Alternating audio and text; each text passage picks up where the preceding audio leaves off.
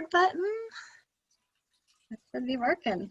Well, hello everyone. Thank you for joining us for this EE Advancing Environmental Education Conference session. I'm Lisa Edens and I'm the program coordinator with CAEE, and I'll be your session host for today. And we also have a session chat monitor, Diego, who's going to be helping hopefully making the session run nice and easy. And I just wanted to take care of a couple of housekeeping things before we get started. First, it would be great if you are able to rename yourself in Zoom. And so if you haven't done this before, you click on the participants button at the bottom and find your name and hit rename. You can add your name, organization, location would be great. You can always chat those in the chat box too if you'd like to introduce yourself that way. Please make sure that you're muted when the speakers are speaking, obviously just to reduce the background noise. And again, if you're not familiar with those buttons, they're here located on the lower left of your phone or on your computer screen. You can find them there. Obviously, if there's discussion, feel free to unmute yourself during those times. And then likewise, you can unmute or stop and start the video. We encourage you to use the chat function throughout the session today for any questions that you have. As I mentioned, we'll have a chat monitor that's going to be helping us with those questions, but also as a way to connect with one another, to share resources, ideas, thoughts, and that sort of thing. Let's see. Oh, and I did mention the video where you can start and stop your video. And again, it'd be great if you could just stop sharing your video and mute yourself while our speakers are speaking, just to make sure that there's enough bandwidth for everyone to see well. We also just wanted to give a big thank you to all of our conference sponsors. They've been through us through all of these challenging and times. We've had to pivot, and they've supported us through it all. So we really wanted to give a big thank you to all of them for making this conference possible. And that's all that I have. So I will welcome Tim and Kirsten, and thank you all so much for being here and for presenting. Thank you so much for the great introduction. I'm going to go ahead and share my screen and we'll go ahead and get rolling. I think we can see it, right, Kirsten? Yep. All right. Well, everybody, welcome to your session on engaging students with citizen science data. Kirsten and I really wanted you to know that we're so thankful that you're here. We know you have a lot of options, and we know it's at a very crazy time during probably the craziest year yet. And so we just wanted to lead with gratitude and tell you we appreciate you being here. We'll introduce ourselves first. And I'm Kirsten Bell. I'm in the education department at Denver Botanic Gardens, and I'm the school and camp programs coordinator there. I've been teaching formally and informally science and environmental ed for the last 20 years. And my name is Tim Blesse. I've been working at the Museum of Nature and Science now for the last 6.5 years doing professional development for teachers. But before that, I was a classroom teacher for 31 years. And then every summer I would pack all my things in, go to the mountains, and I was an interpretive naturalist and hiking guide for the YMCA of the Rockies, taking people into Rocky Mountain National Park every summer for 25 summers. So I love both of these dimensions and missions of formal and informal education. Now it's time to check in with you. How are you guys doing? So we're going to ask a question. We're going to put a poll question up for you, and it relates to the Beatles. So let me launch the poll. Which of the following Beatles songs describes how you are feeling today about your current situation, say in environmental education or life in general? Go ahead and vote for which of the Beatles songs kind of says where you are right now, how you're feeling. That's a funny take on it.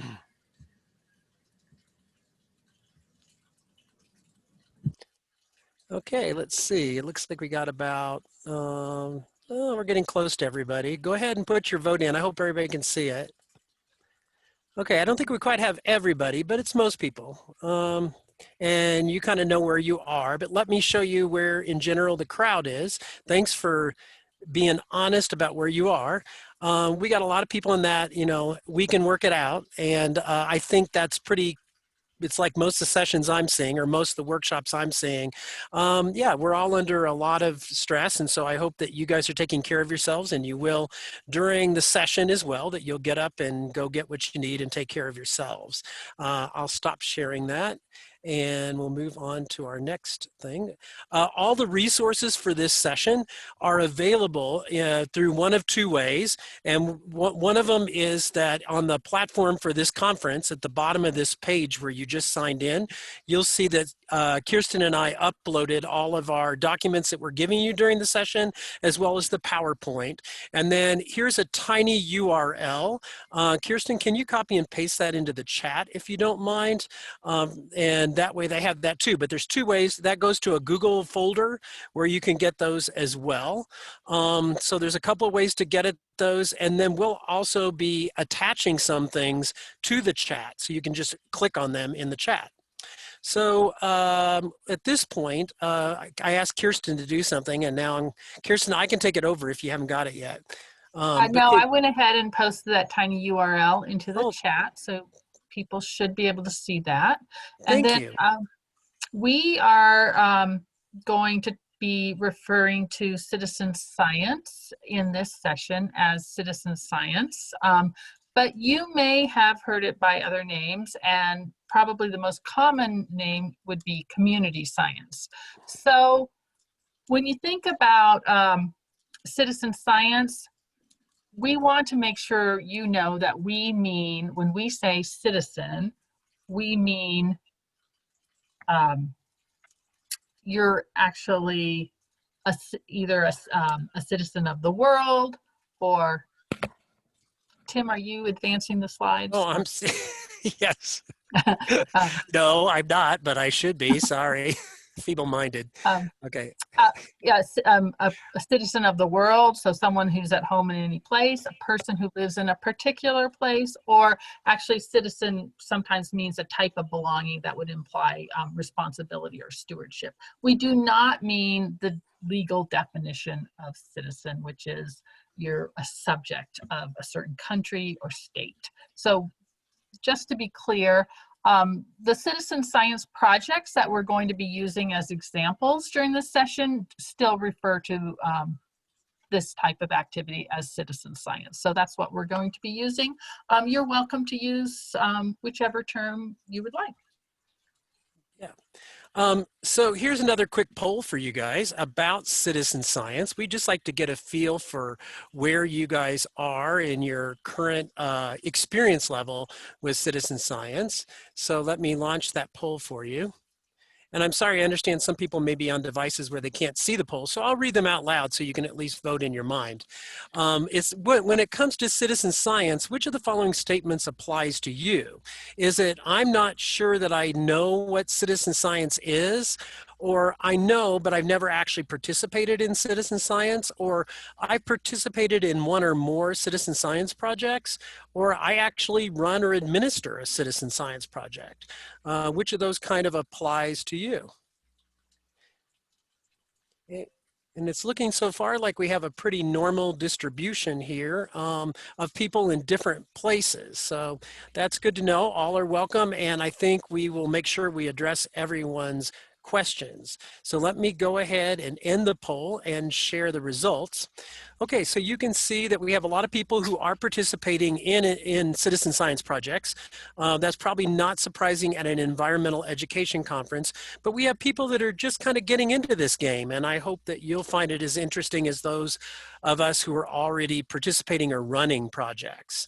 So I'm going to go ahead and stop that, and we'll move on. Okay, I think this is, okay, Kirsten, this is me, right? Mm-hmm. No. Yeah. Yep. Okay, so for those who are new to citizen science, we will just keep it brief, but basically it's where ordinary people, pretty much anyone, kids, adults, can participate in an actual scientific research project that is designed by scientists. And the level of participation depends often upon your interest. It also depends upon what the aims of the project are. Probably one of the oldest that people are familiar with is the Audubon bird count that happens in January January every year, where ordinary people go out and they count birds and report that data, and that data is used by actual research scientists.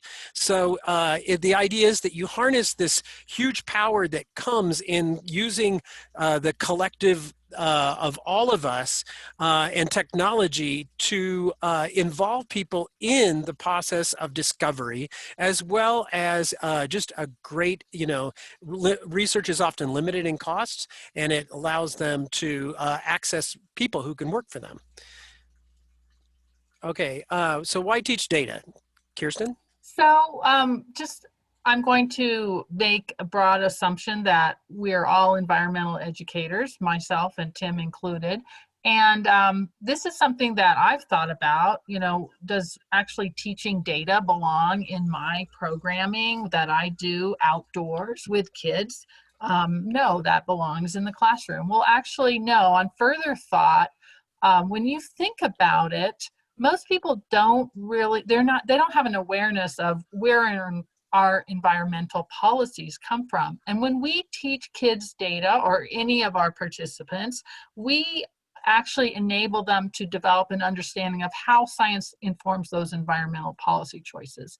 It also allows our students to be able to support or challenge hypotheses about environmental policy better.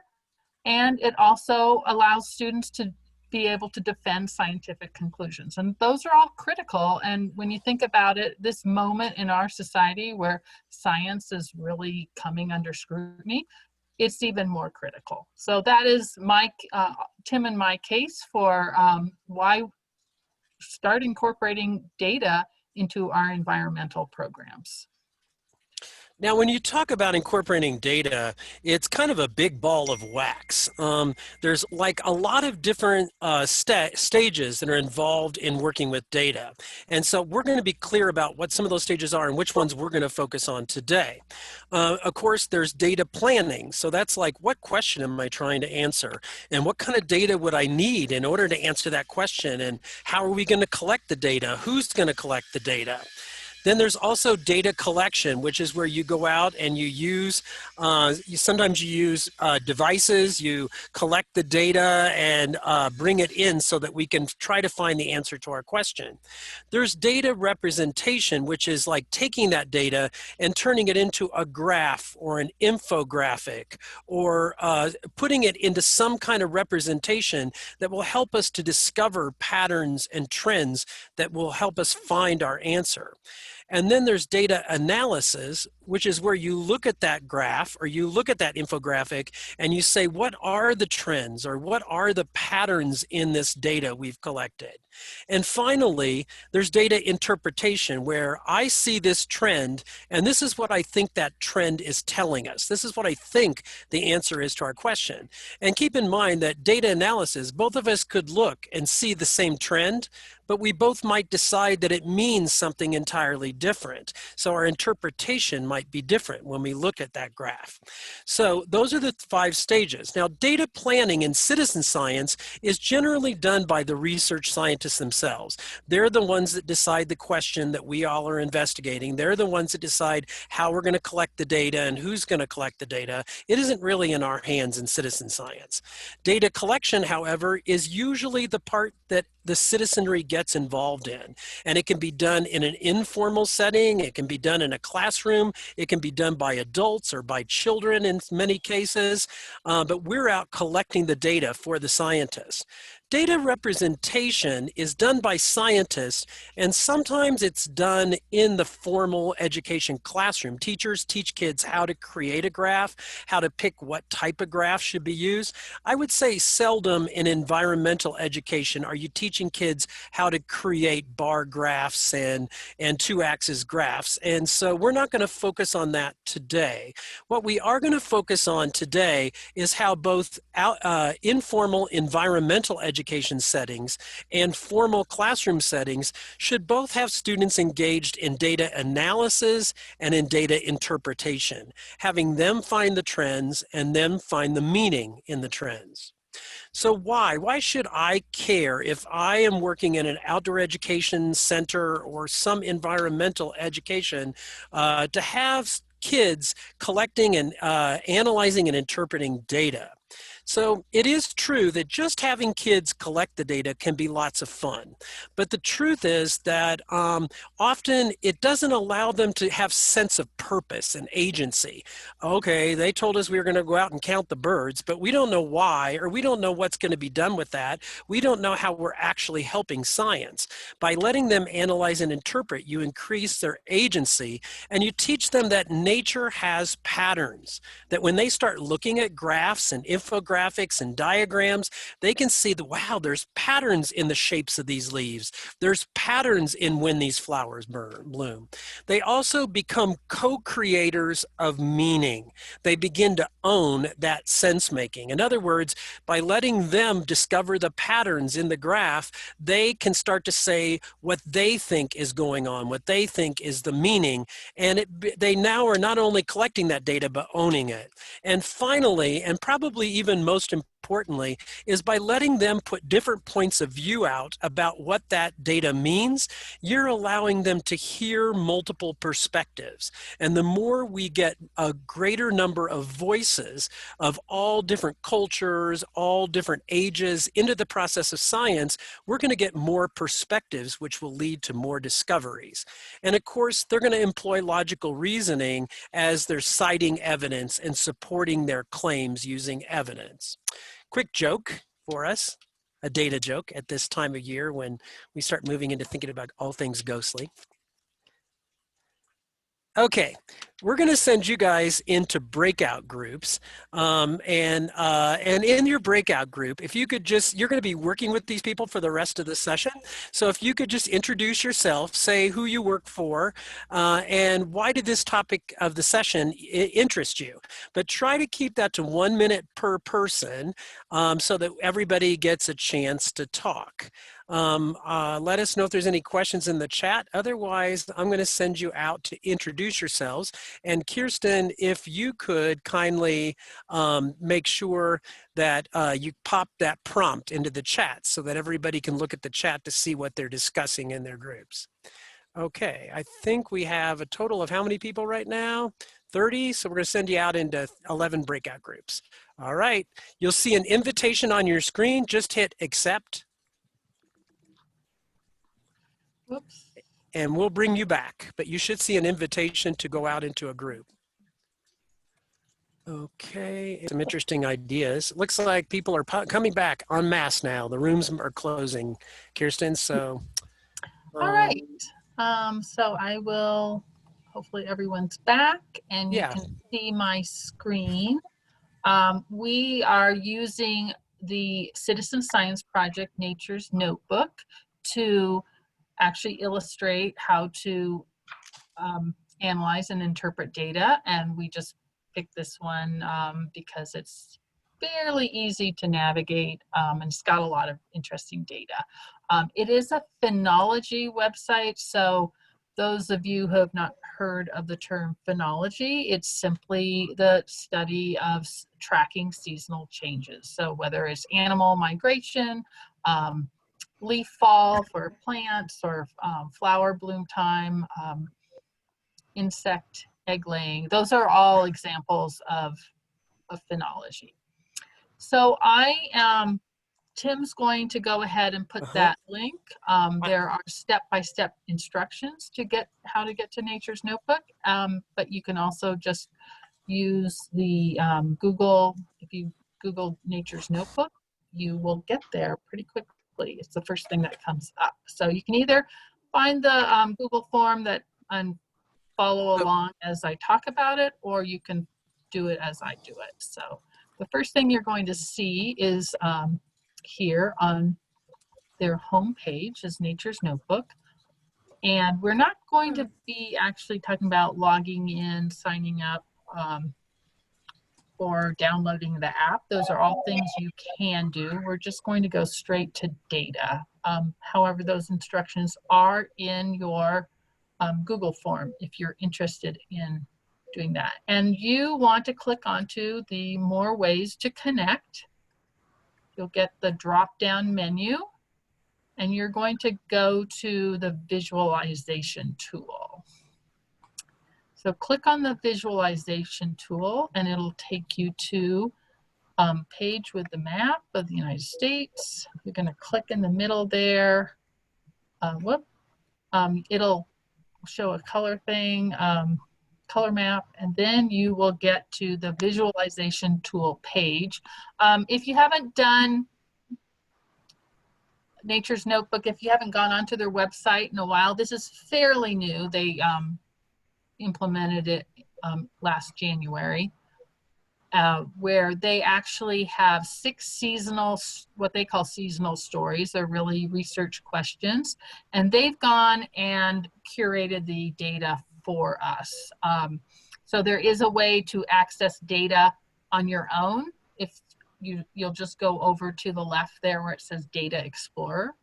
So if you want to explore that more after this session, you're welcome.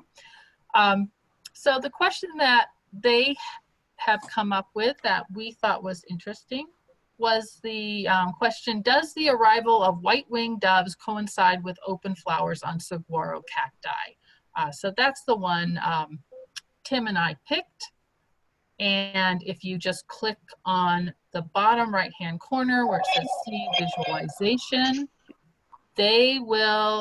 you should come up with this picture on your screen. Now, if you cannot find this, if you're having trouble navigating,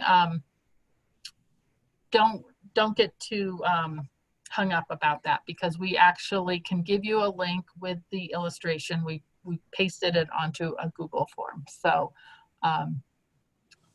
Kirsten, we might add that the reason we thought this is an interesting question to use data with is, if climate change is changing when plants bloom, and if that gets out of sync with when animals arrive that need to pollinate them, is that going to have big implications? But of course, the first question is, are they getting out of sync? Is there a difference between when plants bloom and when their pollinators are arriving? Yeah, I'll just go ahead and point out, that's a good point, Tim, that a lot of these seasonal stories are connected to climate change. So the question up here, how fast is it warming up this year where I live? You can actually put in your zip code and find out. That's all phenology. So thank you, Tim, for bringing that up. And Kirsten, we've given the links in the chat there for you guys, the step-by-step directions. We wanted to give you a chance to play on Nature's Notebook for a minute and try to find this visualization. But if you didn't find the visualization that we're going to use, I also attached it as a JPEG, and you should see that in the chat. You can open it from the chat, or you can go to the conference page and open it there, or you can go to the Google Drive and open it there. But hopefully everybody eventually can get their hands on that graph. Let's see, we are doing okay for time, Kirsten. So we'll give everybody another couple minutes just to try to get on Nature's Notebook and try to find this visualization. Put questions in the chat. If you're struggling with, I can't get on, or I can't do this or that, either just unmute yourself and ask a question, or put it in the chat. We're watching. I'm going to stop sharing at this point. Too often conference presenters are like, and then later you guys can go look for yourselves.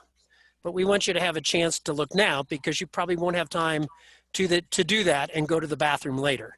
So we're going to let you do it now. Try to get on Nature's Notebook and see if you can find the visualization. So let's say you're an environmental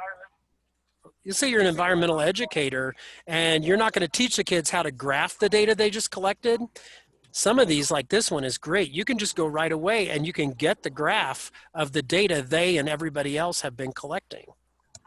So you can move right from having them collect the data in the field to looking at a graph of it and trying to make sense of what this study is showing them. I see a question from Betsy that says, why did you not make the links live?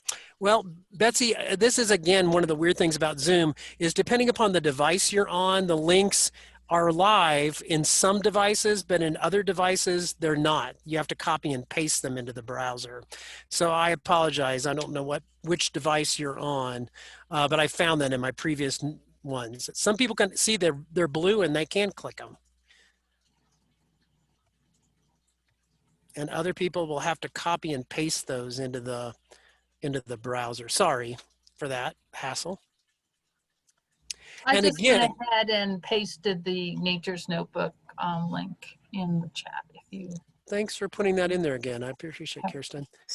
Yeah, and everybody also know that if it's like you're overwhelmed right now, your working memory with trying to track the chat and the conversation and the slides and open a web browser, and you're just feeling overwhelmed, don't worry. Just click on that document, the JPEG that we attached, and that'll take you to the graph we're going to work with now.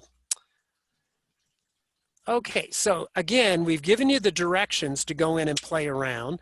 We don't want you to feel frustrated, but I think we're going to move on because it'll show you some of the possibilities of what you can do if you get into Nature's Notebook and have kids analyzing and interpreting data. So Kirsten, I'm going to go ahead, if you don't mind unsharing your screen, I'm going to share mine. Yeah. Anything you wanted to add, Kirsten? No, I think if anyone has questions, but I think yeah, keep them coming.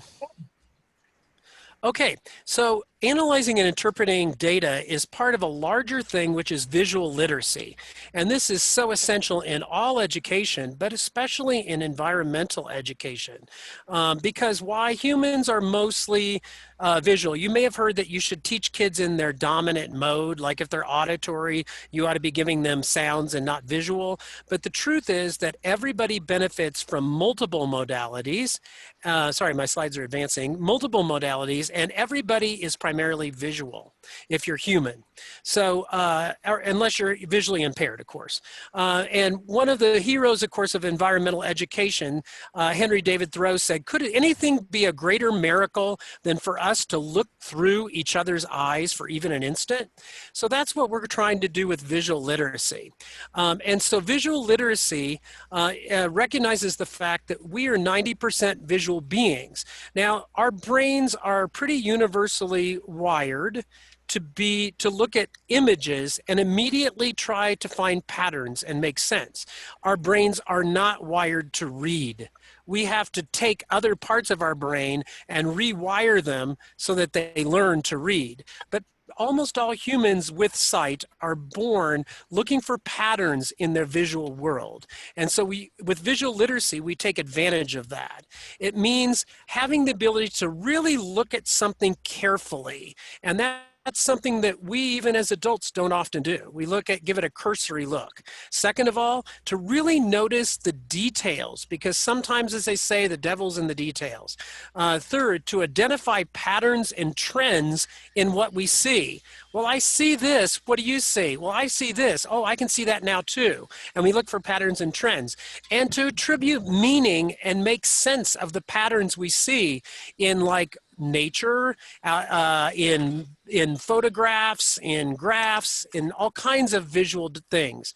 And then to communicate with each other what we see so that I can see, for example, what Betsy sees and not just what I see or what Sarah sees. And so what's interesting about this is that that visual literacy needs to go in a certain order. You first have to direct students' attentions to just get them to look. We assume that when we're looking at something, other people in the room are looking at the same thing, but they're not. So you have to take time to say, I want you to look at that particular tree, no, the one over there. Second of all, you have to invite them to notice details. What do you notice when you see shapes? What do you need when you see which way is it oriented? And you have to ask questions to get them to see. Then you want them to describe what they see. Then you want them to say, what are the patterns in what you see? How is the bark on this tree different than the bark on that tree? And finally, to try to think of why. Why would the bark on one tree be different than the bark on another tree? You would use the pattern to tell me why you think it's different. But sadly, what we find from research and what we find from politics these days is that we are all kind of wired to do this. We see something and we immediately think we know what that means. And we have a quick explanation. Kids are no different than adults. And so really then our job as environmental educators is to slow this train down and to slow it down so that they go through all the steps, because if they jump right from looking to interpreting, then they don't learn anything new. There's like a richness, there's a lack of richness to the experience because we only see what we were already seeing to begin with. And so our aim then is to slow it down. So our strategy that we're going to use as a big takeaway, and we're going to practice it with a graph, is WIS-WIM. For those of you who know the BSCS, Biological Sciences Curriculum Study, they call this the I2 strategy. And I've included a few slides that we're not going to cover today at the end of our presentation if you want to look at that as well. But the WIS stands for what do I see? In other words, see, look, describe, and analyze. And the WIM is what does it mean? Interpret the meaning. And so WIS, though, is just what's in your eyes, because we are confused, and so are kids, about what is in our head versus what's outside of us. So helping them to really see the distinction between what is on the tree and what they know already from previous experience, and getting them to move from just what you see to what does that possibly mean? And maybe it means something different than what you previously thought it meant. So just know too that what we're teaching you today with the graph can be done with natural objects, looking at trees or streams or mountains. It can be done with photographs. It can be done with maps. And of course, it can be done with graphs and infographics, which is what we're going to be doing today with data. But this WIS-WIM idea gets you to slow down when looking at anything visual. So we're going to have you guys use the annotation tool in Zoom. And some of you may not have ever done that before. So let us walk you through that. If you look at the top, you'll see something like you are looking at Tim Blesse is sharing his screen at the top of the Zoom controls. And on the right, it'll say View Options. If you click on View Options, a little menu will drop down. And on that, I see some people are on it already. When the View Options drop down, you'll see that one of the things is Annotate. Okay. And when you click on Annotate, a little menu will come up. And so you can stamp things, you can draw on things, you can erase them. And I see several people are trying that already. Here, we'll practice it. We'll practice it again. And again, be sure to put something in the chat if you're struggling. Okay, I can see that lots of people are trying it right now. So go ahead and try that right now, and then we'll ask you a question where you annotate. Okay, let us know if you're having trouble. Don't be shy. It's a lot of bells and whistles all at one time, and it is the afternoon. Okay, Kirsten, could you do me a favor and clear this screen? And could everybody stop annotating for a second? I see, cool. Okay, so here, I put a chart up. Why don't you put one stamp on your favorite season, and then if you're just tempted to play with the stamps, go ahead and play in the play area down below. But just put one stamp for you. What is your favorite Colorado season? And then go ahead and play away while you're waiting for others. You can put other stamps and draw in the box down below. Okay, it looks like, interestingly, fall is most environmental educators' favorite season.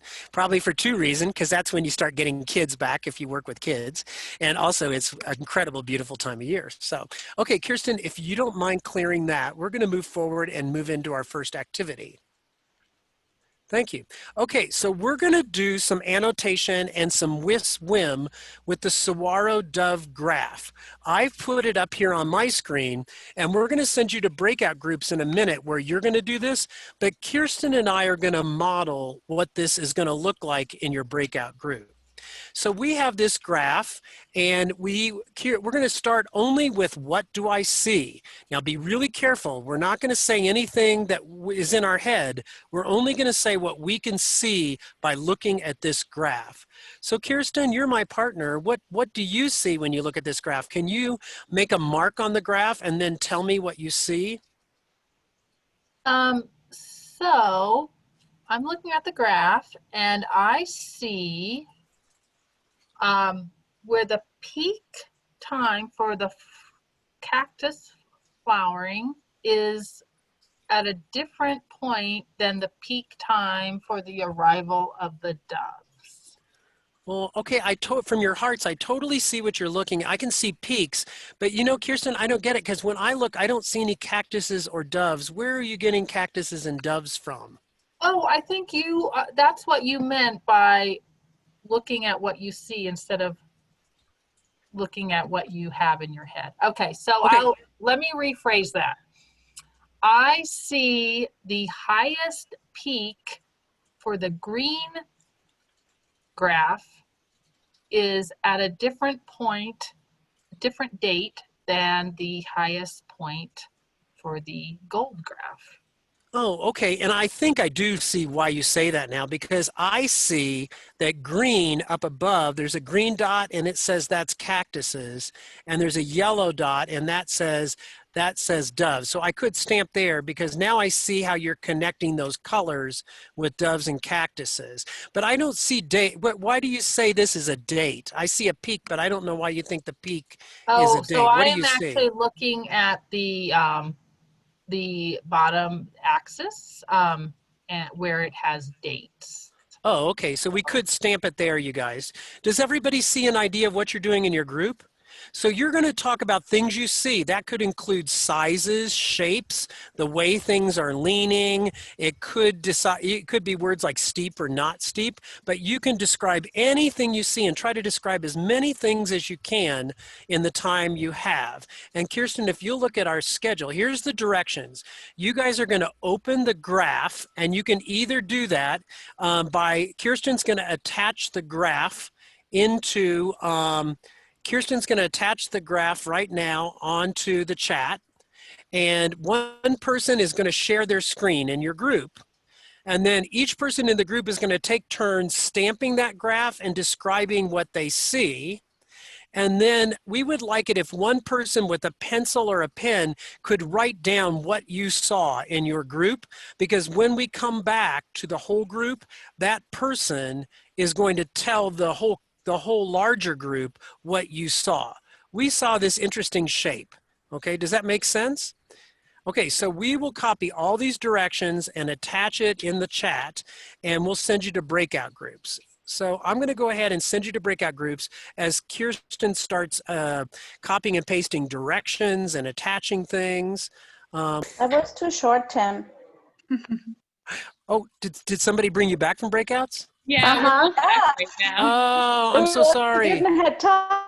No, okay, I'm going to send you. I don't know how that happened. I know that could have been a bit frustrating because you didn't get time for everybody to contribute, but you got the feel for it. We want you to see what you would be doing with kids. And for those who are just joining us, if you stand up and take a little move, 90 minutes to sit in a chair is a long time. So, yeah, jumping jacks, whatever you want. Okay. All right, so we're gonna, often you're gonna feel like you didn't get the time to fully get what you could out of these particular graphs, but it's mostly because we want you to get a feel for what it's gonna look like with kids, maybe not do the whole activity.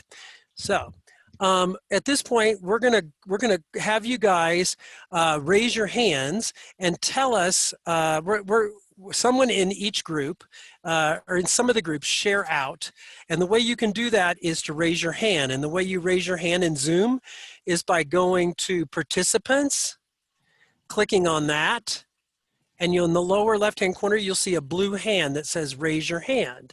So go ahead, if you would like to share out, I'm going to put the slide up of the graph. If you would like to share out one thing that someone in your group saw that you thought was interesting when they looked at this graph. Okay, I see that Sarah has her hand raised. Sarah, do you want to go ahead and unmute yourself and tell us one of the things? You can stamp my graph if you would like and tell us what your group saw. Absolutely. Thank you. We noticed that over here on the left side, the numbers are small numbers. They're all decimal numbers. And over here, we noticed on the right side that they were whole numbers and that they were much, much larger numbers. Interesting. Good. So when we get to WIM, we'll be wondering why that is. Why are there two axes with numbers, and why are they different decimals or whole numbers? Thanks. That's a perfect example, Sarah, of what we would want to elicit from students, because sometimes we just assume they know about axes and things like that. So great. Okay. Anybody else want to raise their hand and share something that their group saw? Don't be shy. Or if you haven't figured out the raise your hand thing, oh, Stacy, go ahead, Stacy. Why don't you unmute yourself and tell us what your group saw?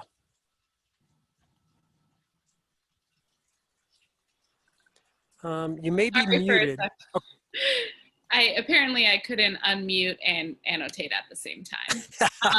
That's what I You're not alone, baby. Yeah. All right. So our group noticed two little blips on the bottom of each graph. Oh, yeah. And are they blips both on the green or on the yellow? What do you think by looking? The bigger blips seem to be on the green. Interesting.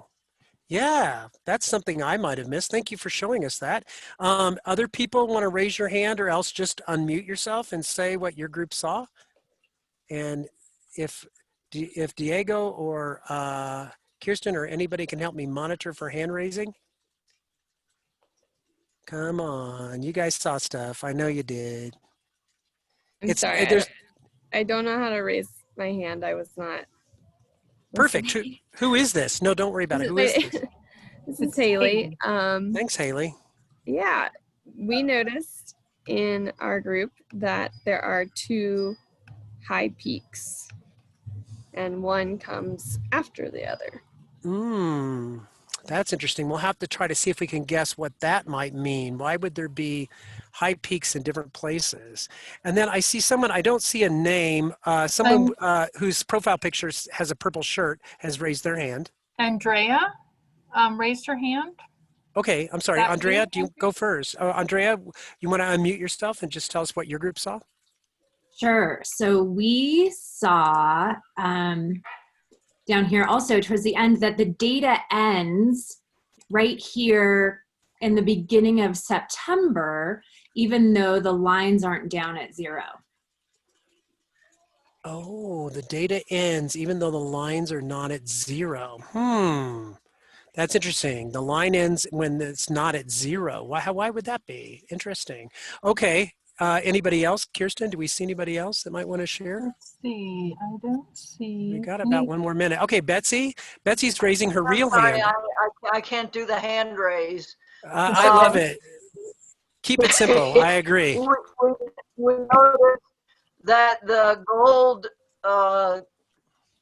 image went up at a sharper angle than the green image did, but the green image leveled out sooner than the gold image.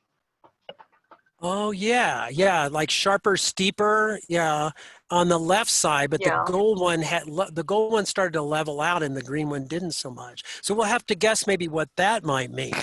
Okay, so thank you. Hopefully everybody saw by this exercise that you really noticed certain little details that you wouldn't have noticed if you had not taken the time to slow down and look at that. So I think what we're going to do now is, okay, so we're going to move to what it means. Is this you, Kirsten, or me? I introduce it. Yeah, can you clear the annotation for me? Okay, so Tim, did you do a screen share of the graph? Oh, I did not. Wait a second. You are the best, Kirsten, best co-presenter on board. We're going to save our little graph because I want to make sure that we go back and look at what you annotated and actually talk about those things. Okay, so I'm taking a quick capture of this. Okay. So I've done a quick capture, and Kirsten, if you could clear that annotation, I'd appreciate it. Thanks. Okay, so we're going to move from WIS to WIM. What does it mean? What do these things we notice mean? So you're going to go back to your breakout group. You're going to open the graph again. We'll put it in the chat so you can just click on it. One person is going to share their screen. It can be the same person. You're going to have the previous note taker call out things that your group saw. So like if you're in Betsy's group, you notice that leveling off thing. And then you're going to talk to each other about the interpretation. What might that leveling off versus not leveling off mean? What might be the meaning, why leveling off? And then the same person is going to record some of your meaning and jot down some notes so that when we come back to the larger group, you can again share out some of the meaning that your small group got from the graph. Okay. Are there any questions? Otherwise, we'll wait a second. Just unmute yourself and let us know if you're not clear about what your group is doing. We'll paste these directions into the chat as long with the document to open the graph again. Okay. I don't hear anybody, but maybe I'm not giving you enough time. So unmute yourself and let us know, even after I start sending you to breakouts, if this is overwhelming or if you're not necessarily understanding what your group is doing. Okay, I'm going to open all rooms. You should. It's possible, so I think I'm. Okay. But Pictures should be the last step. The top step. Tim's just looking for the graph. Yeah, I stepped that graph. Oh, here we go. All right. And there it is. So now, Kirsten, you can lead this and I got to share my screen. Go Welcome ahead back. and share it. Yeah, And welcome back, everybody. And Okay. now we are going to be looking at what does it mean. So you had a chance to look at the graph together, and who would like to speak for their group? So just go ahead, raise your hand, and maybe Diego and Lisa can help with the chat. I know Sarah has a question. Sarah, you can go ahead and unmute yourself and ask your question. Oh, okay. Well, these axes just keep kind of messing with my brain, and I'm trying to figure out what proportion individuals with yes records means, and if it's actually about people actually seeing this bird, then why in the world is it in decimals or percentages? That's one of my, because comparing that to the numbers of animals that we've seen on the right, that just seems like bad science, or I don't know what proportions mean in this context. Good. Okay. Well, this is good because honestly, I had the very same question, Sarah. And why don't we I have an idea about what I think it means, but let's let people jump in. What do you think that axis on the left does mean? You can either raise your hand or just unmute yourself. Yeah, I also have no idea how to raise my hand. Okay. But, what we talked about the same thing in our group, and it was, we understood the left to be the percentage of plants that have flowers versus the right, which is the number of those doves that we've seen. But we also didn't understand why it would be in percentages where on the right would be animals, because so on the yellow one where it's at a peak, that meets about 50% of the green, and we didn't know if 50% of the flowers meant, or of the plants meant 5 plants, or if it meant like 1 million plants. And we thought that wasn't very. So it sounds like, Diego, your group was sort of thinking that the left scale was for the plant, for the cactus, and the right scale was for the animals, the birds. Yes. Am I misinterpreting what you just said? No, that's what we thought. Yeah, but why is one a percentage and a number? Anybody else want to raise their hand or just unmute yourself? Jessie just raised her hand, so Jessie, go ahead and. Yeah, actually, I think I was going to mention another one, but it does make sense. So it's the proportion. We took it to be the proportion of plants that had open flowers or pollen cones. So yeah, it would be up to 100%.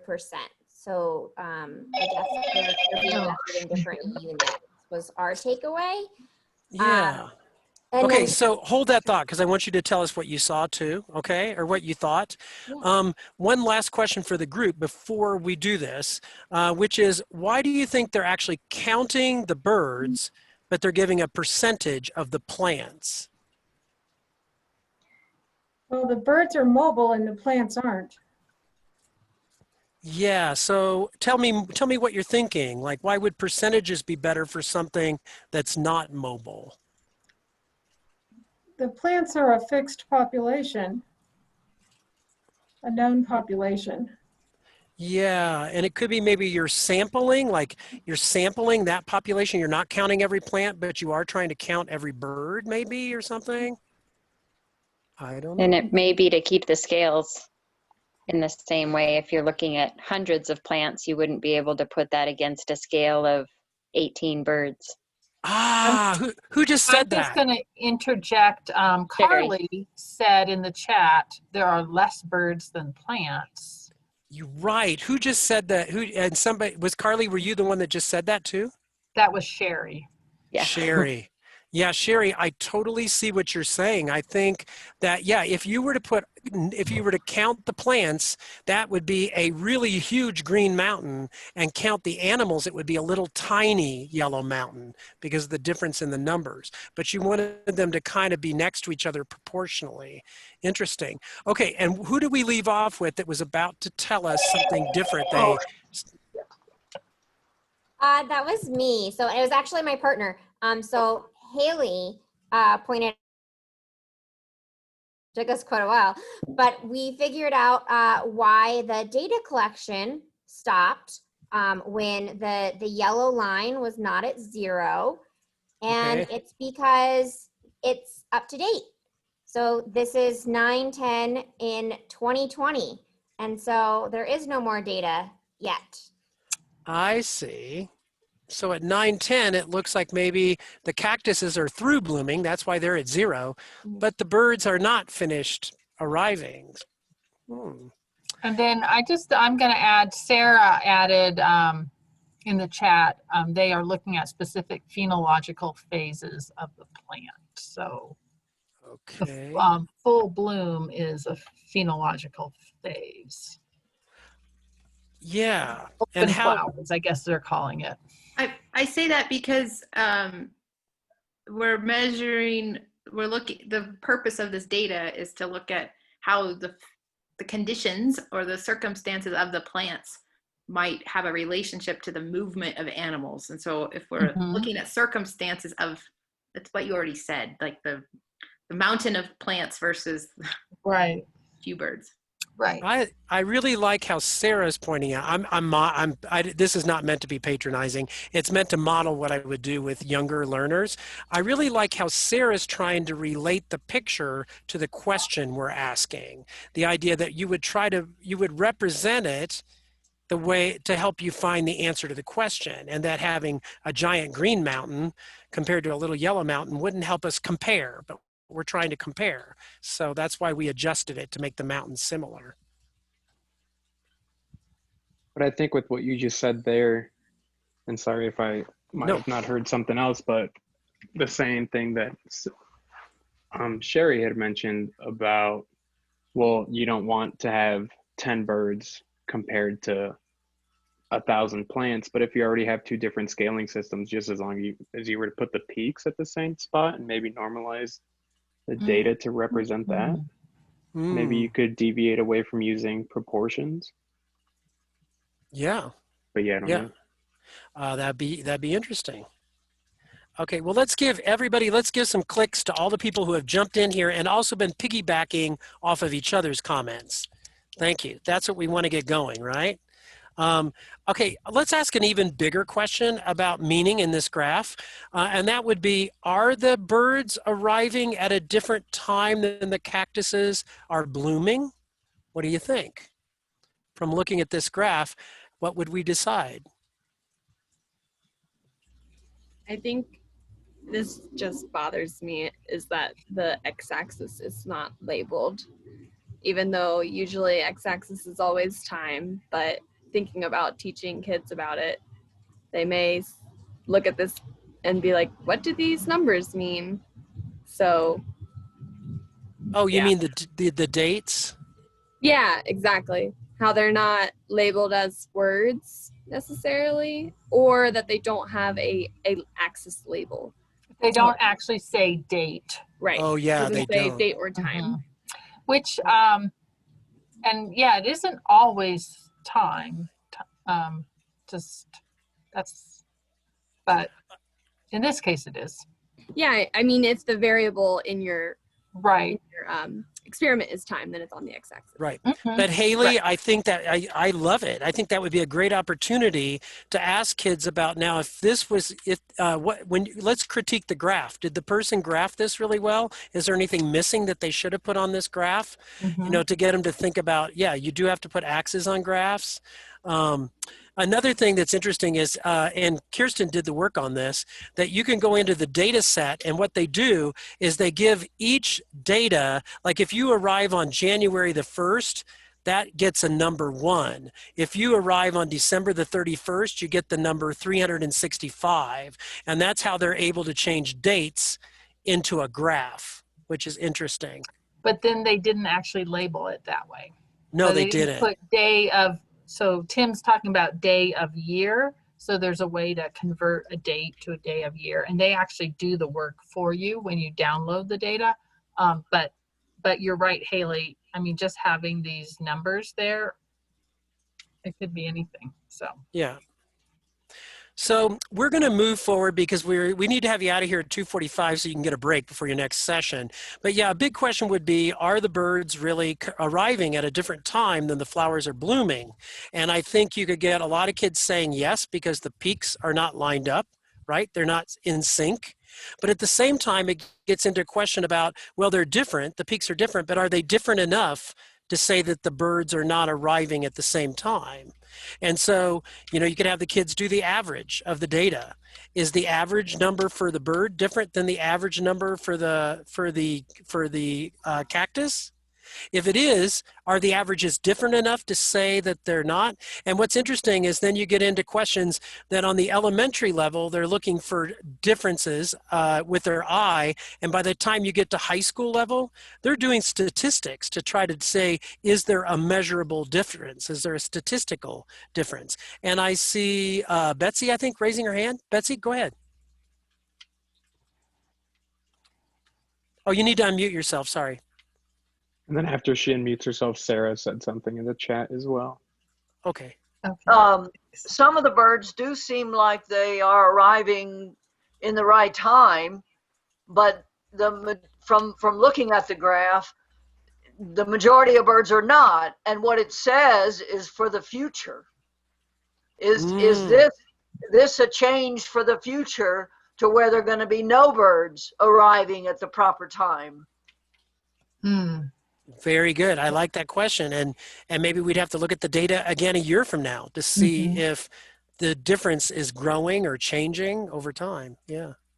And Diego, you said that Sarah had put something in the chat. Sarah, do you want to unmute yourself?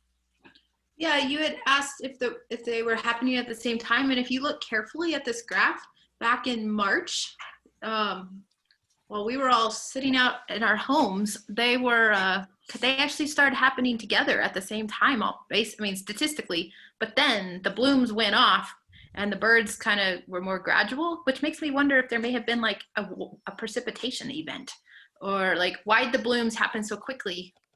Oh. Yeah, I think the shapes of these are going to lead to a lot of interesting discussions that might get into looking at this particular year and its effect on the blooms and like the behavior of the animals. Does the behavior of the animals explain it all this, or what could explain this? So yeah, do you see that there's just like so much to be mined out of this graph if you just slow down and you look at details like that? Of course, kids are going to have a certain tolerance level. You're only going to have so much, they're going to wane, their interest is going to wane. But you want to try to ask important questions and getting them thinking. Okay, well, we hope you got a taste of this. Kirsten, am I stepping on your toes? I think no. Here you go. Kirsten, you're up. I'll quit sharing so you can share. Yeah, that's great. Oh, you want me to share? Okay, so, and I don't think I have. I can put it back up if you want me to click Why for don't you. you go ahead and put it back up? And then I'll just talk from your slide. Now you're saying everything on my screen. Anybody want to read my email? Okay. Sorry about that, Tim. Okay, so. And then Jesse, in reference to the question you asked, also said that the blooms could be a trigger for bird arrival. Oh, that's a really interesting question. Wow. Okay. Yeah. So, yeah, so this is just, you know, the whole coming up with, for students to come up with these questions. One thing about Nature's Notebook is you can go on there and you can get this data. They showed the data from 2020 and then it just stopped at a certain point, and I'm expecting that that graph will just keep going as they get data coming in. So this is called open source data. You can go on Nature's Notebook. You don't have to log in or anything. I would encourage you to do so. It's kind of a fun activity to collect data, and it gives you more of an understanding of what that yes and no means. And we have a link to a bunch of other different citizen science projects. I just put it in. Great, thank you, Tim, that you can go to. And these are all fairly popular. So Nature's Notebook is one of the more popular ones. And then if you could advance the next slide, Tim. Sure. And Kirsten vetted these because they have open data. So these all have open data. Some of them you actually have to download the data yourself and you'll get it in an Excel file. And so if you were, you know, a classroom teacher and you want to teach your kids how to do Excel, this would be a great activity. You know, for environmental educators, I would not be having kids working with Excel. As an environmental educator, you would just generate the graph and have it ready for when you have the kids. So Coco Roz is the Community Collaborative Rain, Hail, and Snow Network. That's hosted right up here at CSU. And basically you can find precipitation data from all over the United States, going back to the 80s. eBird is the Cornell, do I have a picture of eBird? I don't, but it's the ornithology lab at Cornell. And they have several citizen science projects. And eBird has some great data. And like Nature's Notebook, you can generate the graph in the website itself. You don't have to make your own. And it goes back to 1900, which is when the Audubon Society started collecting data. So they've gone and added historical data about birds, bird sightings, and it's extremely local. You can actually just look up your neighborhood and you'll find data about birds in that. Frog Watch USA is another, hosted by Association of Zoos and Aquariums. Collecting data, there's a really complicated protocol. You have to be out there at dusk, you have to be listening. But as far as getting data, they have, that's accessible. Picture Post, another interesting citizen science project that I wasn't aware of until recently. You have to have a picture post to take pictures. There's one at Bar Lake Boat Ramp. So I don't know if Sherry, if you know about that one. And they are actually looking at greenness indexes and how that changes over time. And that there's data for that. Budburst, another phenology website. I was told they're going to start having graphs that you can generate in the website. Last time I checked, which was in August, you couldn't, but I think that's coming. That's hosted by Chicago Botanical Gardens or Botanic Gardens. And then iNaturalist, I think that is the #1 most popular citizen science project out there. It's hosted by the California Academy of Sciences and the National Geographic Society. So those are all sites that you can get open source data. There's other sites where you can collect data, but you have, they have different protocols for giving it out. So. Thanks. Thanks a lot, Kirsten. And we've been given our 5-minute warning, Kirsten, by the host. Okay. And so perfect. We would like everybody to take a second and just we're going to send you out into breakout groups, but have a 2 or 3 minute discussion about how could you take away something from this session and use it. Maybe you're not going to do graphs. Maybe you're just going to use WISWIM for something else. But how could you use WISWIM or citizen science or data in your particular situation? So let me send you to breakout groups for 2 minutes, and then Yes. So welcome back, everybody. Thanks for cruising into the end here. I just found out that Kirsten and I can stick around for a couple minutes after the session if you have questions or ideas you want to share. We appreciate your feedback too. But Kirsten, do you want to close this out, or? I was going to actually say, I was in a chat room with Diego, and he said there were some interesting points in the chat that I didn't get a chance to see. So, you know what? I think I can save the chat and upload it to the resources so everybody can see the chat if they want to go back and look at that. But I just want to say on behalf of Tim and myself, thank you for joining our session. And we hope that this has been helpful for you, and that you will think about using some of these ideas in your programming.